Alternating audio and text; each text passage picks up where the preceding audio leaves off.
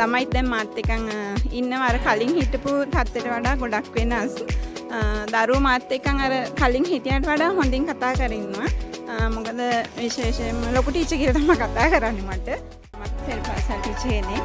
ඇත්තටම මට මේ කෝස් එක කරන්න හිතුනේ දරුවන්ම නිසා. මොකද කියනවා නම් මගේ පෙරපාසලේ ළමයි ගොඩක් දන්න ළමයි ටිකක් ඉන්නේ.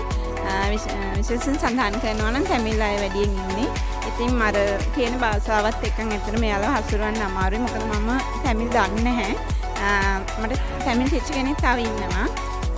ටීචර්ගෙන් තමයි මමත් අහලා මේ ළමයිගේ විස්තර දැනගන්නේ. නමුත් මම අර ටීචර්ත් එක්කන් එකතු වෙලා දැන් පොඩ්ඩක් විතර මට තමිල් කතා කරන්න පුළුවන් අවස්ථාව තියෙනවා. ළමයිත් දැන් මාත් එක්කන් ඉන්නවා අර කලින් හිටපු තත්ත්වයට වඩා ගොඩක් වෙනස්. දරුවෝ මාත් එක්කන් අර කලින් හිටියට වඩා හොඳින් කතා කරගෙන ඉන්නවා. මොකද විශේෂයෙන්ම ලොකු ටීචර් කියලා තමයි කතා කරන්නේ මට. මොකද තව ටීචර්ලා දෙන්නෙක් ඉන්නවා මාත් එක්කන්. පොඩි ටීචර්ලා දෙන්නෙක් එක්කෙනෙක් තමිල් ටීචර් අනිත් එක්කෙනා ඉංග්‍රීසි මීඩියම් වලින් ඉන්නේ. ඉතින් දරුවෝ ටික මාත් එක්කන් හොඳින් ඉන්නවා. ඒක තමයි මට කියන්න තියෙන එකම දේ. එයාලා හරි සතුටින් මාත් එක්කන් ඉගෙන ගන්නවා. මගෙත් හිටියා ඔය ඔටිෂන් බබෙක්.